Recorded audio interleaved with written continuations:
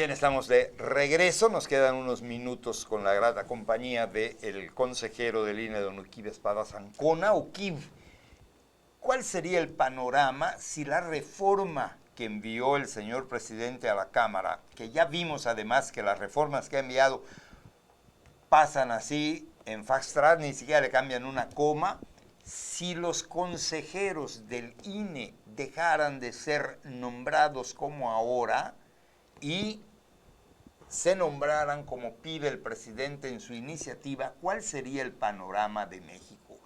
Si ves algún beneficio con el cambio, ¿cuál sería? Y si no lo ves, ¿por qué?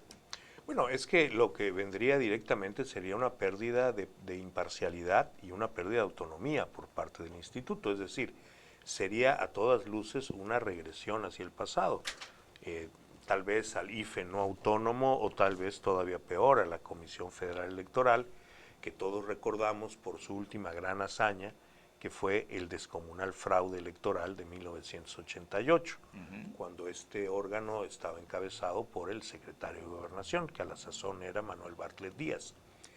La idea de órganos electorales al servicio de cualquier cosa que no sean las elecciones mismas, pues sería retroceder en lo que en su última etapa han sido 45 años de lucha social, 3 generaciones que entre los años 70 y el año 2000 pues nos entregamos a buscar una democracia cuando la oposición, los partidos de oposición, pues si pensamos en lo que son hoy, es que éramos ONGs de actividad política en donde uno realmente, la mayoría, no tenía ningún tipo de aspiración a ocupar cargos e incluso quienes aspiraban a ocupar cargos no veían en ello una solución personal, ni económica, ni de ningún tipo, porque implicaba sacrificios. Aquí localmente, a ver, Yucatán tuvo un desarrollo opositor muy temprano en la historia de México y nosotros vimos cómo muchas figuras dejaron la vida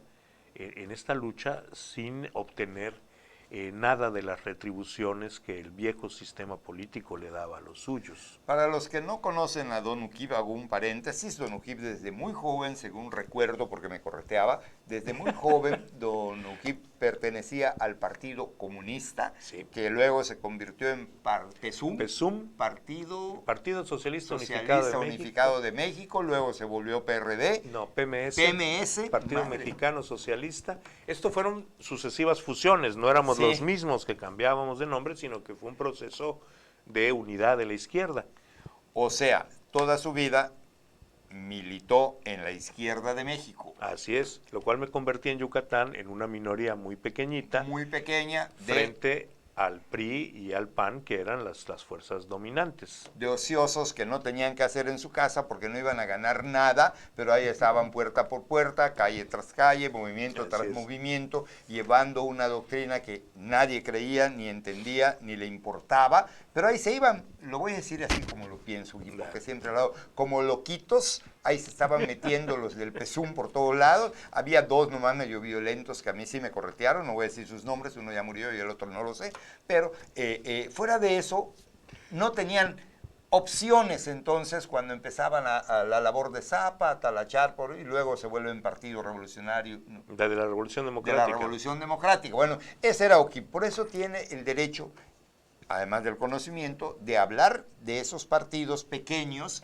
que para mi gusto, Uquib, si se realiza la reforma del presidente, si se aprueba la reforma del presidente como lo está planteando, para mi gusto le va a pegar un mamellazo al sistema partidista mexicano extraordinario y los más perjudicados van a ser los partidos más chicos. Bueno, van a perder voz, van a perder voto, van a perder todo.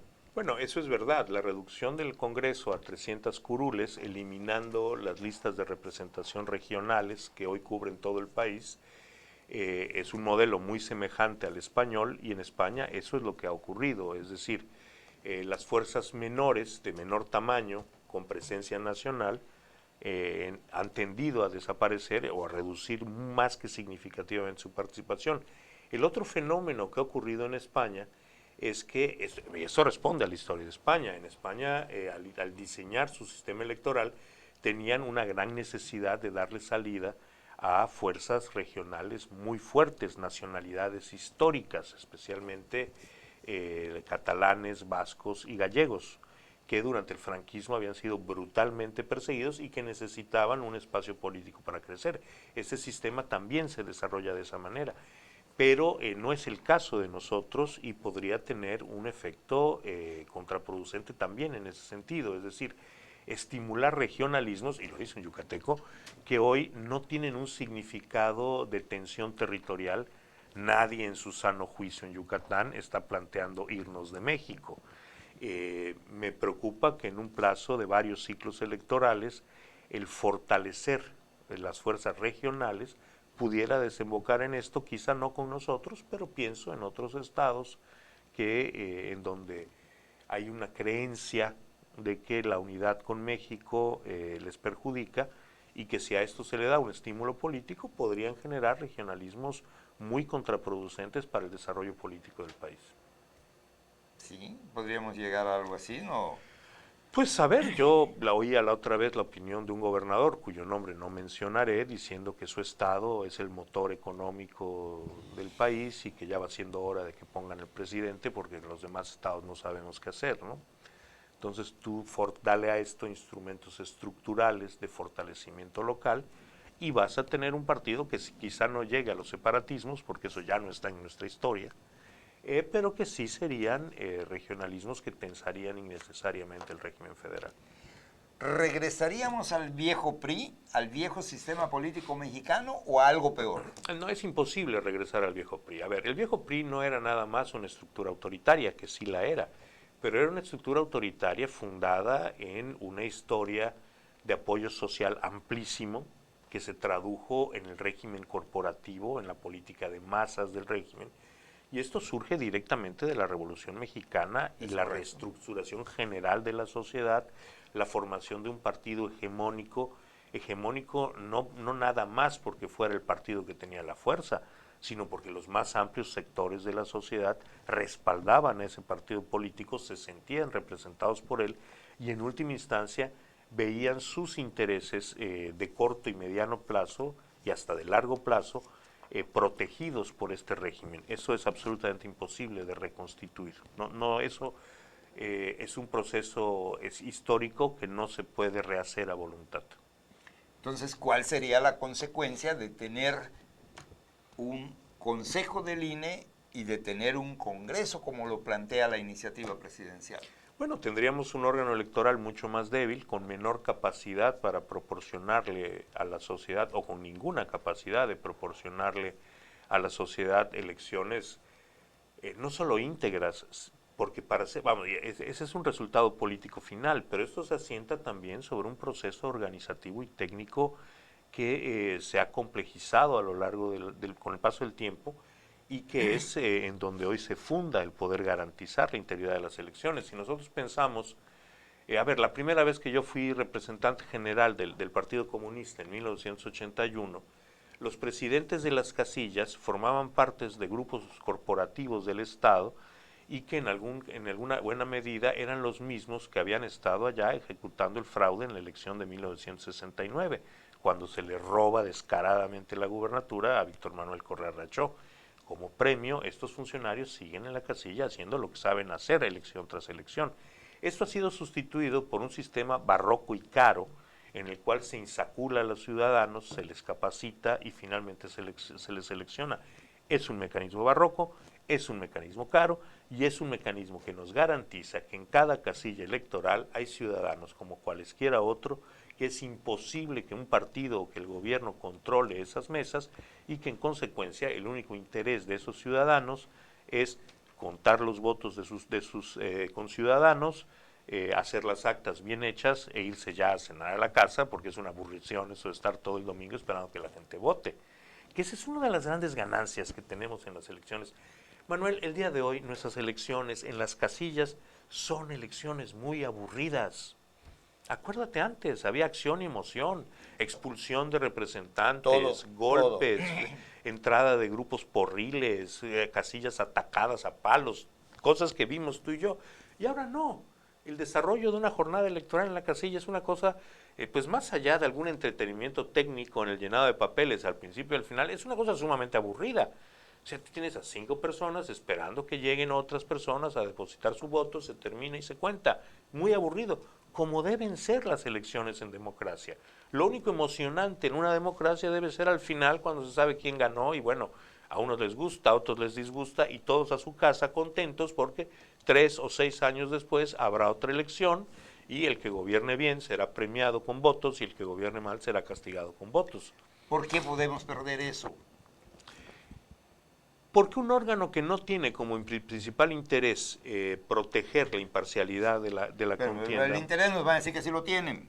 ¿Cuál va a ser la realidad? Que quienes van a estar allá Van a ejercer menos controles sobre actividades que rompan el orden legal. Que son diferentes al interés general de la nación, como son los intereses partidistas. Es el mayor riesgo que hay en tomar una decisión como la que se pretende, es decir, destituyamos a los consejeros porque no los controlamos y pongamos a otros que sí controlemos, además reduzcamos brutalmente el precio del instituto y en la medida de lo posible desmantelemos su aparato orgánico.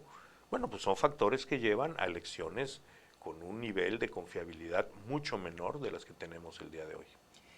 Aunque no tengo el dato en la memoria, porque ya a mi edad, no les voy a decir cuánto voy a cumplir en breve, pero ya a mi edad se me olvidan muchas cosas, no tengo en la memoria cuánto cuesta un voto en México, pero sí creo que cuesta 5 veces más que en Estados Unidos. A ver, depende cómo lo mides. Es decir, si tú mides, por eso, si tú mides el costo de la elección, no sé el costo en los Estados Unidos, aquí la última elección, no voy a mentir, no voy a dar una cifra, no recuerdo. 152 pesos por voto. Yo recordaba algo así como 80, pero bueno, en todo caso, si tú mides el costo de la elección con lo que cuesta probablemente en los Estados Unidos, a lo mejor la jornada electoral te resulta más cara acá. Pero uno de los costos que no tenemos acá es que los gobernantes sean financiados por grandes empresas, como sí ocurre en los Estados Unidos, y todos sabemos que las empresas no aportan su dinero nada más por condiciones filantrópicas, sino que, hombre, el objetivo de una empresa es producirle dinero a sus socios, Para no es eso otro. está, no hay otro. En consecuencia, cuando una empresa paga una campaña electoral, paga para llevar a alguien al Senado, a la Cámara de Diputados, aquí en México eso no se puede, en otros países sí, evidentemente lo está haciendo porque espera que las decisiones que toma se retribuyan en su interés y por cada dólar metido obtenga 10, 50, 100 dólares. Eso es costo electoral también. Hombre, no hemos visto el costo electoral proveniente con cargo a las empresas, pero hemos visto un costo electoral con cargo al crimen organizado en el país. Ha habido muchos diputados que han sido dados de baja, con el calificativo legal que sea, porque se comprobó que sus campañas habían sido financiadas por el narco. A ver, yo recuerdo un par de diputados que han tenido problemas por vínculos con el narco, no necesariamente porque se les haya encontrado financiamiento. A ver, yo no tengo a la vista, ni hemos tenido a la vista este tipo de eventos. No podría yo decir eso no existe, pero a ver, entendamos que el INE tiene muchas capacidades de fiscalización. Fiscalizamos absolutamente de manera, casi perfecta el dinero bancarizado. Tenemos mecanismos de vigilancia que nos permiten también detectar el uso de dinero no bancarizado, cuantificarlo y fiscalizarlo en consecuencia. Pero hay fronteras a lo que podemos hacer. Para empezar, el dinero ilegal en una campaña no es necesariamente dinero del crimen organizado. Hay dinero que puede entrar ilegalmente viniendo de fuentes legales. Por ejemplo, en México las personas morales tienen prohibido donar dinero a campañas. De vez en cuando hemos detectado mecanismos de triangulación para hacer este tipo de cosas. Pero mentiría yo si dijera que podemos controlar, por ejemplo, el dinero que circula en efectivo directamente para el pago de operadores políticos. Si no es lo mismo el dinero que se usa en un meeting, y entonces nosotros vemos los autobuses, vemos la propaganda, vemos la cantidad de gente que acude al meeting, y podemos calcular cuánto costó ese meeting y ver si lo que se declara se corresponde con lo que calculamos o no, y actuar en consecuencia. Pero el dinero de la operación política a nivel de terreno... Que es el dinero fuerte. Que hay una parte que puede ser... A ver, es que eso también es importante decirlo. El financiamiento de los partidos políticos ha sido solo parcialmente eficaz para impedir que los partidos políticos recurran a introducir dinero ilegal en las campañas. Pero lo que sí ha podido garantizar es que los partidos pequeños, que son pequeños en la elección pasada, pero que probablemente en esta elección tengan mucho mayor apoyo, esos partidos disponen de un mínimo de dinero que les permite operar y llegar a la gente. Y esa es la gran diferencia, es decir, el dinero marca una gran distancia, no nada más en el volumen de dinero que se mete, sino en la posibilidad de los partidos pequeños, o en crecimiento, mejor dicho, de acceder a la ciudadanía. Cuando los partidos en crecimiento pueden acceder a la ciudadanía y gozan de la simpatía popular, es muy difícil que sean vencidos simplemente por agregar dinero. No que el dinero no sea un factor, pero cuando pensemos en un estado, en un municipio, donde un partido que va emergiendo logra auténtico respaldo popular, es materialmente imposible vencerlo a partir de dinero. Bueno, se nos acabó el tiempo, ya nos vamos. Esta es una visión así a vuelo de pájaro de lo que nos espera si nuestros representantes en la Cámara no se ponen los pantaloncitos y piensan más en sus intereses personales que en los intereses del país. Por cierto, en los próximos días, no sé exactamente la fecha, habrá una manifestación en contra de esta iniciativa que pretende reformar el INE, y al día siguiente un paro, están convocando a un paro nacional. No sé qué haga usted, pero por lo menos siéntese a pensar lo que le puede pasar, porque nadie es ajeno, usted, yo y el vecino, todos estamos en el mismo barco, y quienes hemos trabajado, porque me atrevo a sumarme a este galardón, quienes hemos trabajado por la democracia en el país durante muchos años, vemos con tristeza, con resentimiento y con, ya, ni un calificativo, lo que está viniendo, y está viniendo algo grave. Gracias, Ukip. Al contrario, Manuel, un gran gusto. Y a usted que como cada semana nos sigue, gracias, que tenga un bonito día.